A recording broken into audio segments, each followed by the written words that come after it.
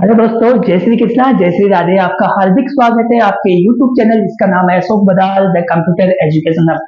दोस्तों, हमने पिछले चैप्टर में पढ़ा था कि डाटा क्या होता है, डाटा को कैसे संग्रह किया जाता है, डाटा कितने प्रकार का होता है। आज हम जो चैप्टर नंबर 8 पढ़ने वाले हैं, डाटाबेस कंसेप्ट, डाटाबेस की अवधारणाएं, चैप्टर नंबर 8। हम कक्षा 12 के चैप्टर नंबर 8 को आज स्टडी करने वाले हैं इस यूट्यूब चैनल में। दोस्तों, इससे पहले अगर आपने कभी इस चैनल को लाइक नहीं किया है तो आप इसको लाइक जरूर करें, और सब्सक्राइब नहीं किया है तो आपने सब्सक्राइब करके अपने साथियों के साथ शेयर करें। ये वीडियो आपके लिए और आपके बच्चों के लिए, कंप्यूटर सिस्टम के लिए, कंप्यूटर नॉलेज के लिए बहुत उपयोगी है, तो आप इसको जरूर सब्सक्राइब जरूर कीजिए। तो आइए हम बात करते हैं डाटाबेस कंसेप्ट, डाटाबेस की अवधारणाएं क्या होती है, डाटाबेस किसे कहते हैं ये हमने पढ़ा, और डाटाबेस की आवश्यकता क्यों पड़ी, या फिर पहले ओल्ड वर्जन जो था, मैनुअल फाइल सिस्टम था, वो क्या होता है, और आज का फाइल सिस्टम कैसा है, ये हम इसमें जानने वाले हैं। तो सबसे पहले बात करते हैं फाइल सिस्टम क्या होता है, फाइल क्या होती है, ये हमने पढ़ा था, और उसी चीज को हम यहाँ देखने वाले हैं कि कंप्यूटर सिस्टम में फाइल क्या होती है वो चेक करेंगे कि कंप्यूटर सिस्टम में डाटा को संग्रहित करने के लिए कंप्यूटर मेमोरी में संग्रहित स्थान, या उसको कंटेनर कह सकते हैं, को अपन क्या कहते हैं, फाइल कहा जाता है। दोस्तों, जो हमारी कंप्यूटर मेमोरी होती है, इसमें कहीं ना कहीं डाटा सेव करना है, तो सेव करने के लिए हमें एक स्पेस चाहिए, एक जगह चाहिए, एक स्थान चाहिए, एक कंटेनर चाहिए। उस स्थान को हम क्या कहते हैं, या कंप्यूटर संग्रहित स्थान को क्या कहते हैं, फाइल कहा जाता है। अब फाइल में हम रिकॉर्ड सेव करते हैं। फाइल होती क्या है, सेम टाइप के रिकॉर्ड्स का समूह होती है फाइल। हम ये कह सकते हैं फाइल को क्या कह सकते हैं कि एक ही प्रकार के रिकॉर्ड्स का समूह फाइल कहलाती है। चलो हम बात करते हैं इसमें क्या हो जाता है। इसमें फाइल में अपन क्या कर सकते हैं, कोई भी टेक्स्ट हो सकता है, ऑडियो आ सकता है, वीडियो आ सकता है, कोड हो सकता है, वेब आ सकता है, नंबर्स आ सकते हैं, कोई इमेज या ऑडियो वीडियो, सभी प्रकार के डाटा हो सकता है, स्ट्रिंग हो सकती है, नंबर्स हो सकते हैं, फ्लोटिंग पॉइंट हो सकते हैं, टपल्स हो सकती है, या अन्य कोई चीज। लेकिन हम इसको सेव करने के लिए जो जगह होती है, उस चीज को अपन क्या बोला जाता है, उस कंटेनर को अपन फाइल कहते हैं। एक दूसरे से रिलेटेड रिकॉर्ड्स के समूह को फाइल कहते हैं।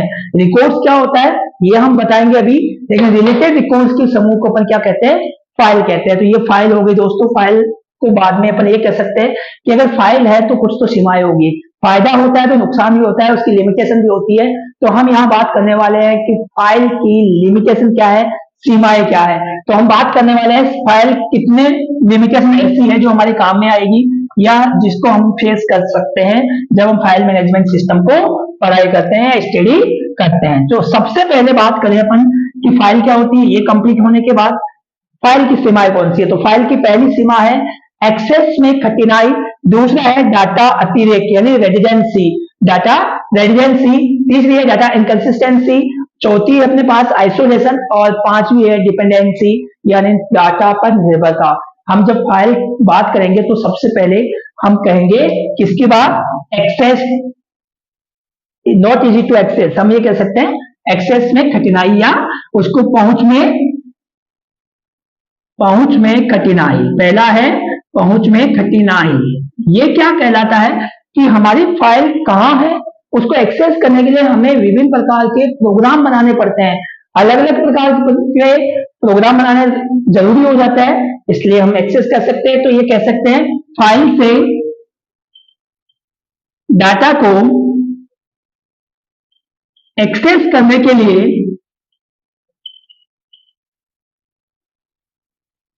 विभिन्न एप्लीकेशन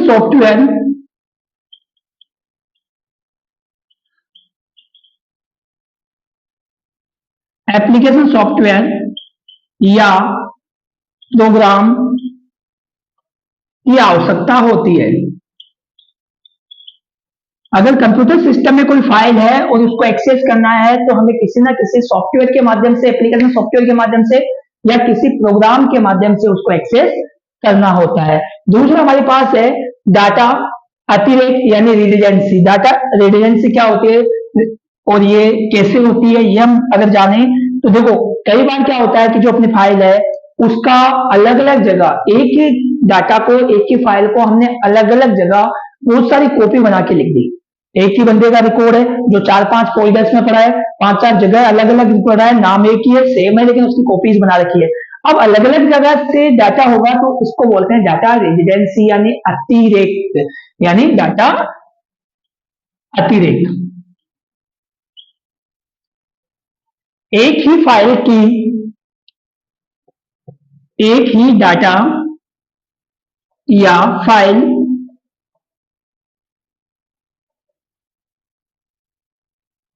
एक ही डाटा या फाइल की अनेक प्रतियां कॉपीज अलग अलग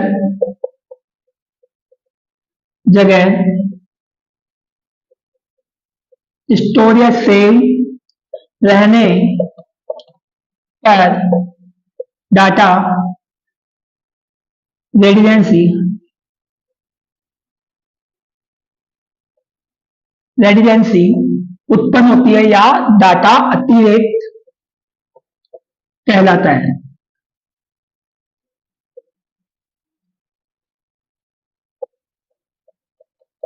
अतिरेक कहलाता है। अब यहां देखिए सबसे बड़ी बात क्या है, डाटा अतिरेक क्या, रेजिडेंसी क्या होती है, जब एक ही प्रकार के फाइल को हमने अलग अलग कॉपियां बनाई और उसको अलग अलग स्टोर कर दिया, तो चीज तो एक ही है लेकिन अलग अलग जगह है, तो उस स्थिति में कौन सी पोजीशन आती है, डाटा अतिरेक या डाटा रेजिडेंसी की पोजीशन अपने पास आती है। अगला जो तीसरे नंबर का है वो अपने पास है इनकंसिस्टेंसी। इनकंसिस्टेंसी का मतलब रहता है अगर हमारे पास जो डाटा रेजिडेंस हो चुका है पहले से अलग अलग जगह है, तो उस स्थिति में ही हमारे पास इनकंसिस्टेंसी की भी समस्या उत्पन्न होती है कि एक ही डाटा को विभिन्न प्रकार से कैसे लिखा गया है, एक ही डाटा को अलग अलग प्रकार से लिखा जाता है, तो वो होता है इनकंसिस्टेंसी। तो हमारे पास जो चौथी है वो तीसरी जो अपने पास है वो है डाटा इनकंसिस्टेंसी।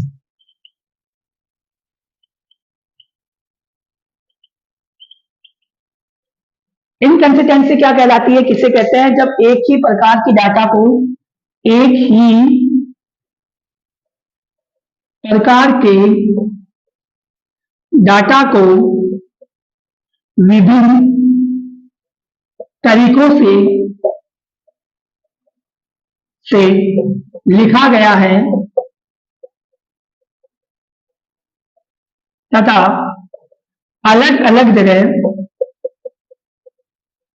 स्टोर अलग अलग जगह स्टोर किया गया है,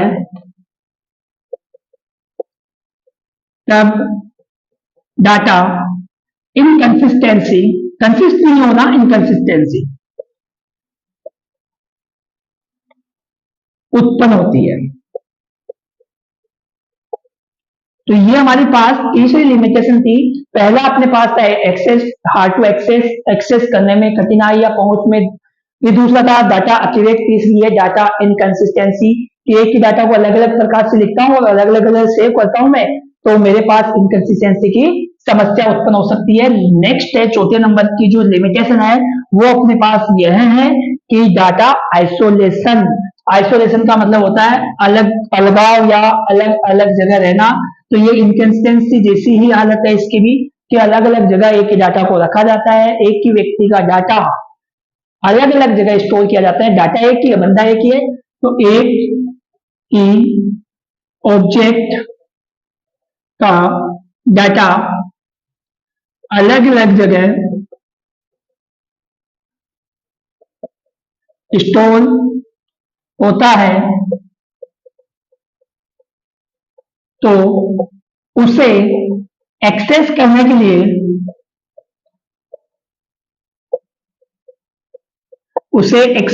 लिए अलग अलग सॉफ्टवेयर, एप्लीकेशन सॉफ्टवेयर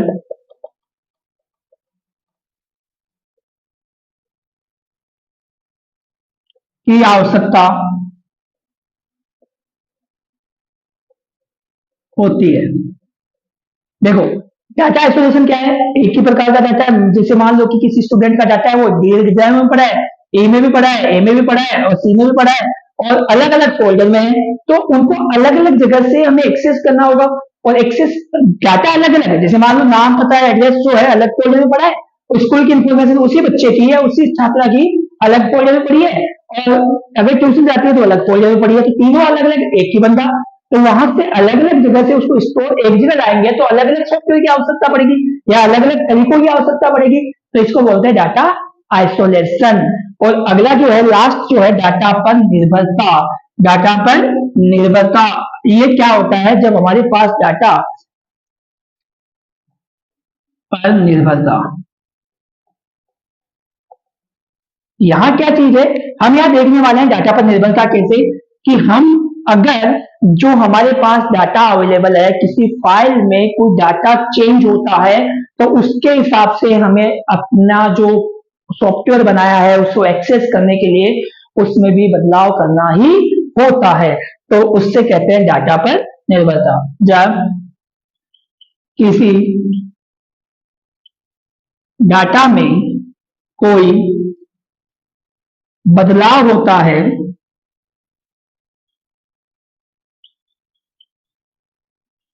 तो उसे एक्सेस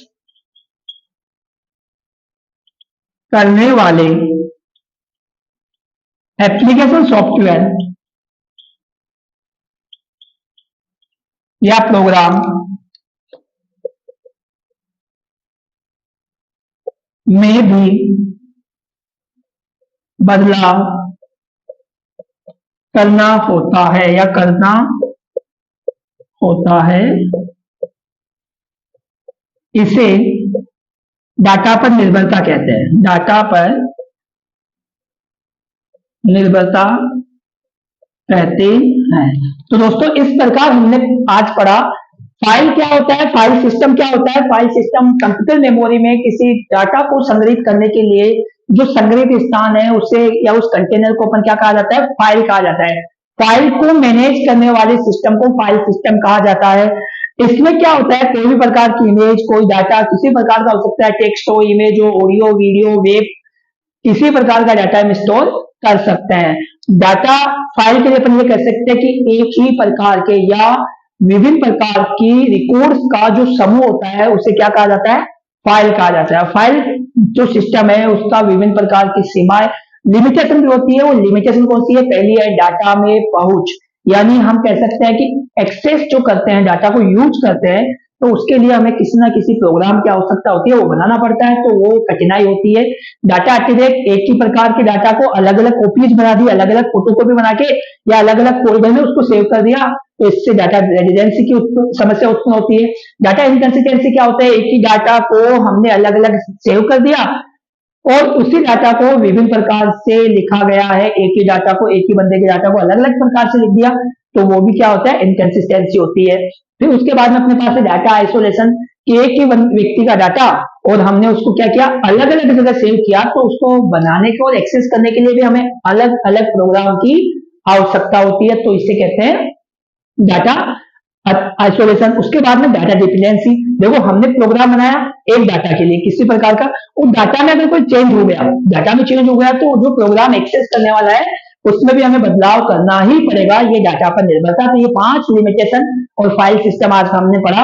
कल इसके नेक्स्ट भाग में हम पढ़ने वाले हैं डाटाबेस मैनेजमेंट सिस्टम किसे कहते हैं, क्या होता है, और डाटाबेस मैनेजमेंट सिस्टम की स्पेशल छोटी छोटी विशेषताएं क्या क्या है, बात करेंगे उसके बारे में। तो आज के लिए इतना ही काफी है, कल मिलते हैं नए टॉपिक के साथ। तब तक आप अपने चैनल को सब्सक्राइब कीजिए, लाइक कीजिए और देखते रहिए Ashok Badal the computer education hub. Thank you.